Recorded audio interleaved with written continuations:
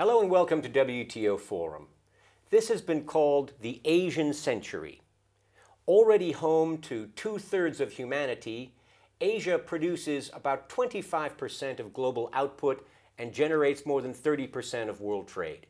What's more, by 2050, the Asian Development Bank forecasts that Asia will be producing 52% of global output, trade, and investment. With Asia rising so quickly to the forefront, it's more important than ever that we understand fully the Asian perspective when it comes to world trade. We're extremely fortunate to have with us today two gentlemen who know the Asian perspective very well. We have Masahiro Kawai, the Chief Executive and the Dean of the Asian Development Bank Institute, and we have Fook Seng, the Ambassador of Singapore to the WTO and the Chairman of the WTO's Committee on Trade and Development in special session. Gentlemen, welcome to you both. Thank you. Dr. Kawai, what are the sources of this dynamism in Asia today? Well, there are many factors behind the dynamic economic growth and development for Asian economies. One important factor is the outward orientation of Asian economies' trade policy. What that means is that the global economy has been growing because of the healthy development on the part of North America and Europe.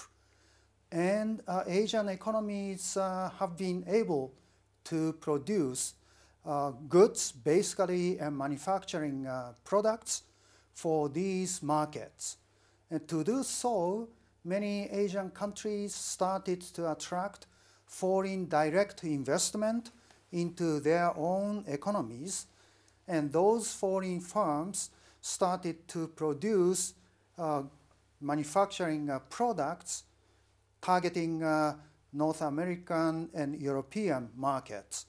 To do so, these foreign multinational companies needed to import capital goods from their home countries and also intermediate inputs for the production of final goods. And these intermediate inputs came from countries like Japan, Korea, Taipei, China, some advanced ASEAN economies, and countries like China started to play a very important role as a factory producing final outputs by importing capital goods, intermediate products. Not only China, before China, ASEAN countries like Malaysia, Thailand, Indonesia, and the Philippines, they also started this outward industrialization process. So a combination of foreign direct investment inflow, imports of capital goods and intermediate products, and also supporting infrastructure, domestic infrastructure to provide electricity, port facility, domestic social infrastructure that is needed for the multinational companies' activities. And these multinational companies also utilized local or smaller firms for their production. So spilling over of this dynamic economic activity towards the domestic side, labor employment for the manufacturing activities and labor employment for infrastructure services, logistic services, and educated workers.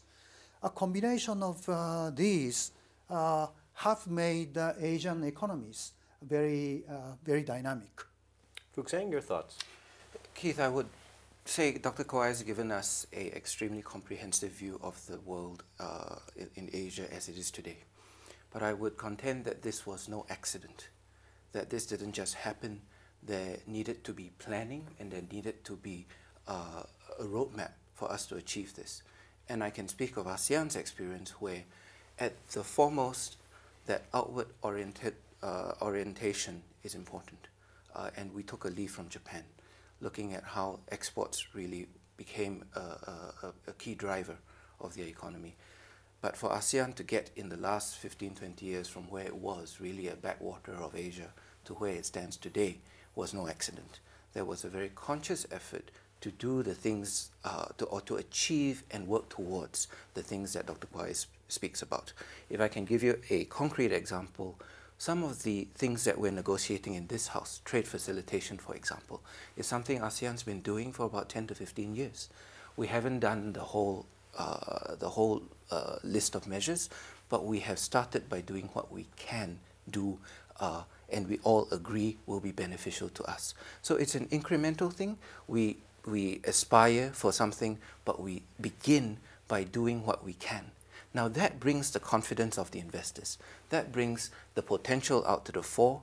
And then if we have a roadmap and a plan, that brings sequential, consequential support from external donors, from investors, to help us build and develop what we need.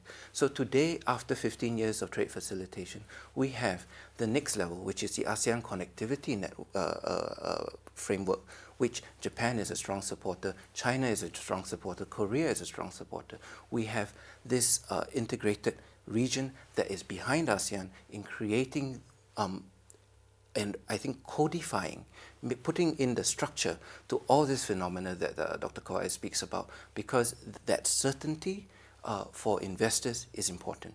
The stability of the framework that you put in shouldn't be rolled back. It must continue to point forward. All these things, I think, all contribute to why Asia looks more positive, if you ask, comparatively around the world. There's a variety of factors, as you mentioned, Dr. Kawai, and as Fook Seng says, it's very important to have long-term planning, so it's clearly no accident. But is this a model that can be exported to other parts of the world, or is this a uniquely Asian phenomenon?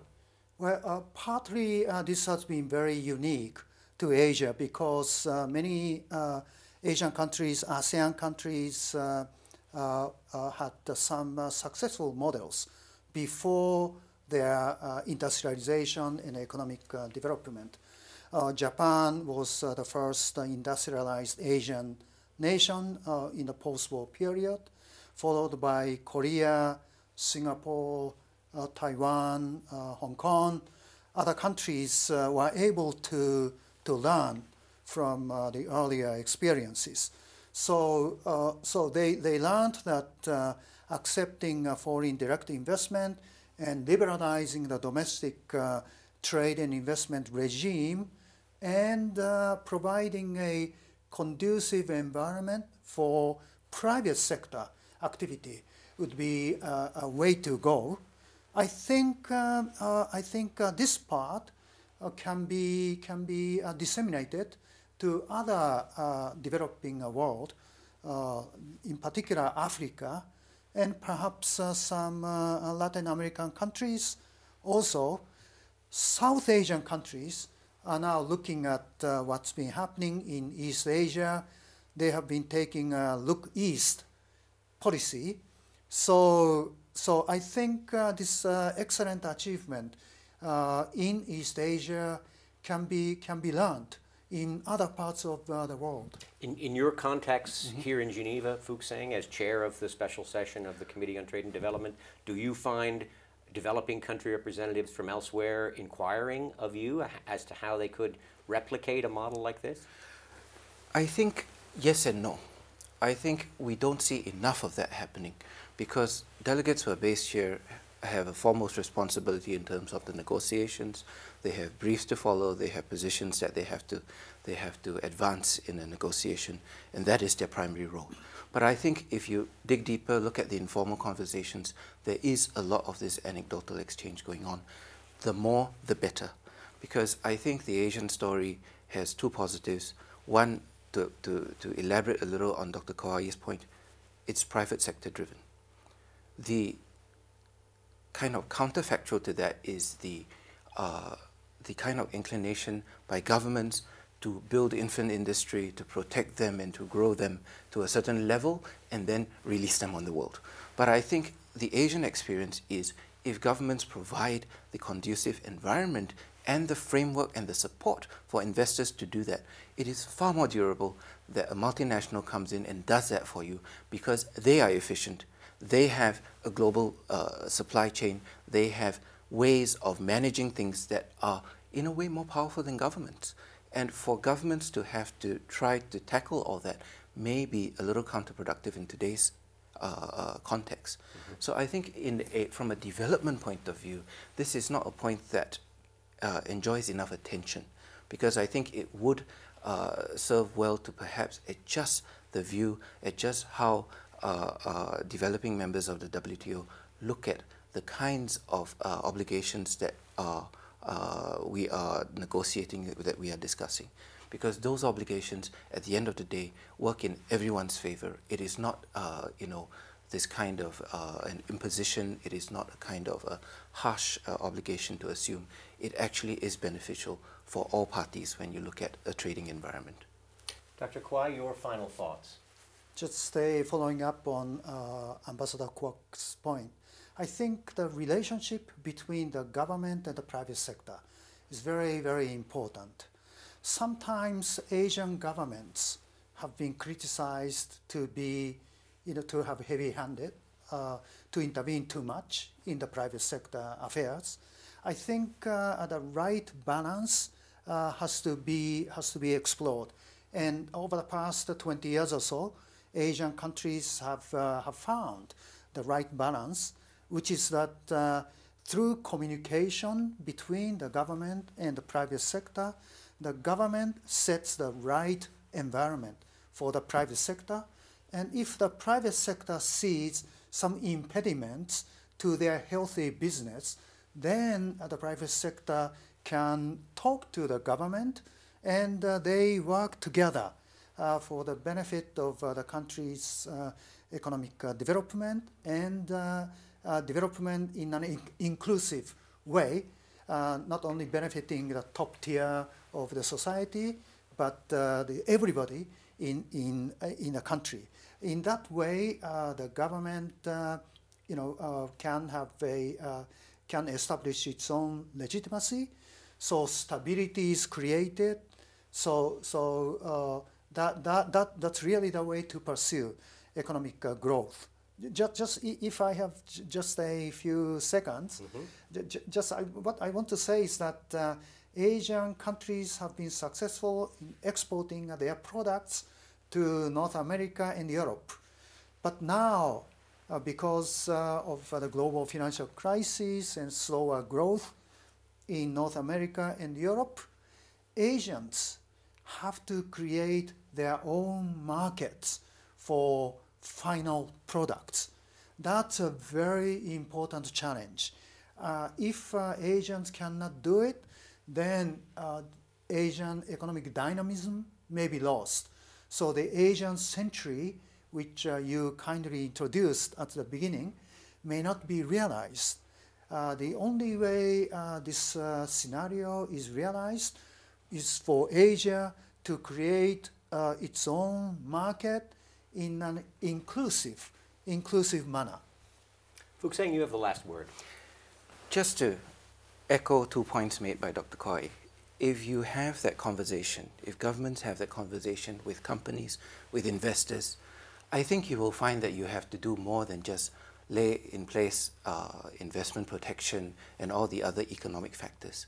You'll find that you need to invest in education, to provide the workforce that the companies are seeking, to build a value add in terms of human capital. And multinationals are prepared to do that today. They're prepared to invest where they can find the brain trust for R&D to bring down their own costs.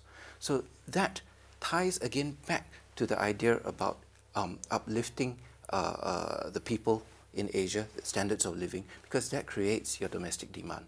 That creates the purchasing power and the markets that we're seeking as other markets have started to decline. So I think it all ties together very well, but it does take a certain degree of planning. It does take a degree of effort to be clear about it. Thank you. Fook Seng Kwok, Masahiro Kawai, many thanks to you both, and thanks to you for watching WTO Forum.